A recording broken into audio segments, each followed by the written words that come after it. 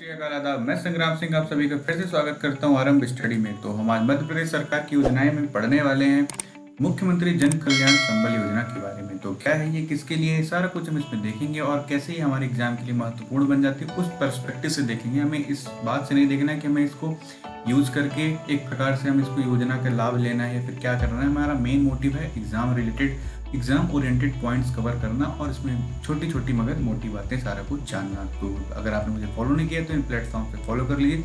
इस लेक्चर की पीडीएफ आपको टेलीग्राम इस चैनल पे मिल जाएगी, जो कि डिस्क्रिप्शन में लिंक दी गई है। तो चलिए पढ़ते हैं। सबसे इंपॉर्टेंट वो लिए जो बीच में छोड़ के चले जाते हैं, क्योंकि काफ़ी इंपॉर्टेंट रहने वाला है और आप बड़ा पछताएंगे अगर आपने छोड़ दिया है तो।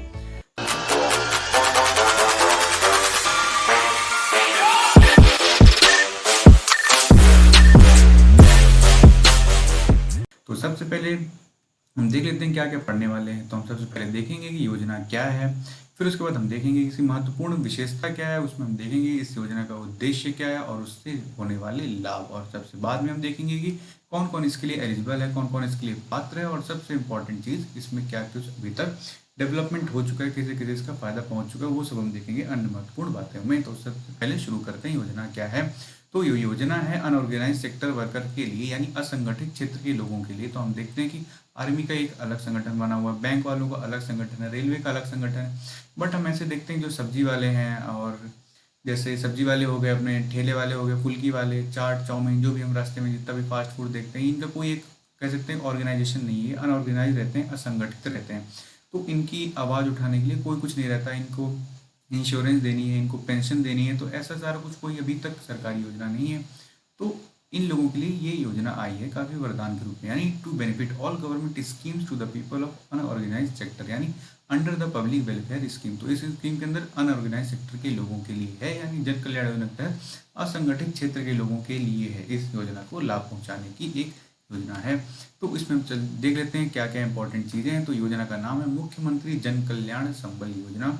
विभाग किसके अंतर्गत आता है? श्रम विभाग, यानी लेबर डिपार्टमेंट के अंतर्गत। तो आरंभ तिथि सन 2018 में शुरू हुई थी। अप्रैल मई के आसपास जब चुनाव आने वाले थे तो काफ़ी ज़्यादा डिबेटफुल भी थी, क्योंकि इसमें भ्रष्टाचार भी खूब जम के हुआ था उस टाइम पे, और कह रहे थे कि ये एक प्रकार से चुनावी योजना है, क्योंकि उसी साल होने वाला था चुनाव। तो हमें मतलब पॉलिटिक्स में जाना हमारे लिए सिर्फ इतना इंपॉर्टेंट जो हम इस पूरी स्लाइड्स में देखेंगे। तो लाभार्थी कौन है, बेनिफिशियरी कौन है? असंगठित क्षेत्र के श्रमिक मजदूर। तो मजदूरों के लिए और अनऑर्गेनाइज वर्कर्स के लिए आई थी ये योजना। तो हम पढ़ लेते हैं इसमें उद्देश्य क्या था। तो जैसे एमपीपीएससी में 3 मार्कर्स 5 मार्कर्स में ऐसे क्वेश्चन आ जाते हैं, पर्टिकुलर किसी स्कीम के बारे में, सोशल सेक्टर की स्कीम है, तो अगर ये योजना आ जाती है तो आपको कई सारे पॉइंट मिल जाएंगे। आप कई बड़े क्वेश्चन के लिए भी आप कुछ भी याद रख लेंगे तो आपको अच्छा खासा एक प्रकार से 100 मार्क्स मतलब 100 वर्ड्स का एक क्वेश्चन का आंसर बन जाएगा। तो योजना का उद्देश्य हम देख लेते हैं। तो this scheme benefits the poor before and after their birth. तो काफ़ी अच्छी लाइन है कि यह योजना गरीबों को उनके जन्म के पहले और मृत्यु के बाद तक फायदा पहुंचाती है। तो एलआईसी की हमने टैगलाइन पढ़ी, जिंदगी के साथ भी जिंदगी के बाद भी। तो इस तरह की ये योजना की भी टैगलाइन तो नहीं कर सकते, उद्देश्य यही है कि जन्म के पहले और मृत्यु के बाद तक फायदा पहुंचाती है संगठित क्षेत्र के मजदूरों के लिए। मैं बार बार इसलिए बोल रहा हूँ क्योंकि एमसीक्यू में भी आ सकता है कि यह योजना किन के लिए है, और आया भी हुआ है व्यापम के एग्जाम्स में। तो एमपीपीएससी भी पूछ सकता है ऐसी योजना के बारे में। तो आप एमपीपीएससी मेंस और प्री और व्यापम के एग्जाम्स के लिए भी देख सकेंगे, एमसीक्यू और मेंस के क्वेश्चन भी बन सकते हैं। इसमें लोगों की जिंदगी में सहारा देने वाली संबल योजना गरीब लोगों श्रमिकों के लिए एक प्रकार से लाभकारी साबित होगी। तो ये एग्जाम पॉइंट ऑफ व्यू से था। तो अब देख लेते हैं इस योजना का लाभ क्या है, मतलब किसके किसके लिए यूजफुल होगी। तो under this scheme some of the schemes run at central and state level. जो सेंटर और स्टेट लेवल पे स्कीम्स चल रही हैं उसको प्रोवाइड करने की बात कर रहे हैं यहाँ पे। तो कौन कौन सी योजना को लाभ मिलेगा इसके अंतर्गत, तो ये यहाँ पे हिंदी में देख पाएंगे और यहाँ पे आप इंग्लिश में देख पाएंगे। तो मैटरनिटी फैसिलिटी यानी मातृत्व, जो प्रेग्नेंट वीमेन है उनके लिए, अपने स्टूडेंट्स के लिए एजुकेशन प्रमोशन, उनको छात्रवृत्ति दी जाती है इसके अंतर्गत। कुछ इसमें स्कॉलरशिप में जैसे 5,000 बच्चों के लिए अच्छा खासा एक रकम दी जाएगी। हेल्थ इंश्योरेंस, अगर उनको एक्सीडेंट वगैरह हो जाता है तो एक प्रकार से इनका बीमा भी कराया जाएगा।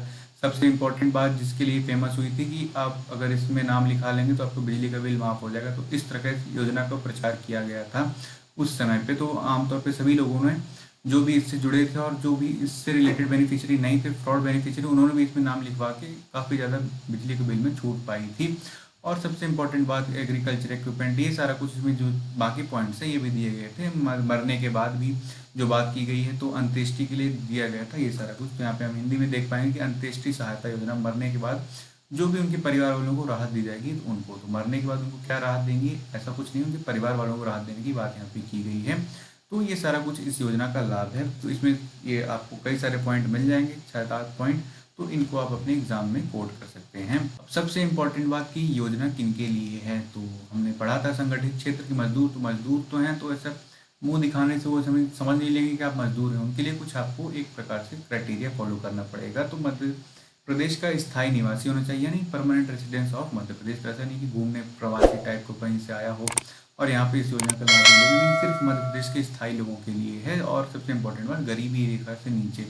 आप अगर 10 लाख 15 लाख के मालिक हैं और आप जाके ठेला लगाए हैं तो आपको नहीं मिलेगा इस योजना का लाभ, क्योंकि आप गरीबी रेखा से नीचे नहीं आते हैं। और इसका सबूत देने के लिए आपको बीपीएल कार्ड चाहिए, और उसके साथ साथ आधार कार्ड जरूरी है, क्योंकि आप आधार कार्ड के बिना कुछ भी होता ही नहीं है। तो ये थी अपनी इस योजना के बारे में। हम सबसे बात देख लेते हैं अन्य महत्वपूर्ण बातों में कि ये योजना कहाँ तक सफल हुई। तो ये देख पाएंगे, वीडियो को आप पॉज कर लीजिएगा, किस किस योजना के अंतर्गत कितना कितने लोगों को लाभ मिल चुका है अभी तक। तो काफ़ी अच्छी योजना थी, एक प्रकार से अच्छी सोच भी थी, बट हर चीज़ भ्रष्टाचार पे खत्म हो सकती है इंडिया में। तो यहाँ पे भी काफ़ी भ्रष्टाचार हुआ, तो उसके बाद भी काफ़ी अच्छी स्कीम थी। तो समय आ चुका है आपसे विदा लेने का। इस तरह की और भी स्कीम्स आगे भी आती रहेंगी, तो आप बने रहिए इस चैनल में। तो धन्यवाद इस पूरी वीडियो को लास्ट तक देखने के लिए। अगर आपको वीडियो पसंद आए तो लाइक शेयर कीजिए और इस चैनल को सब्सक्राइब कीजिए। जय हिंद।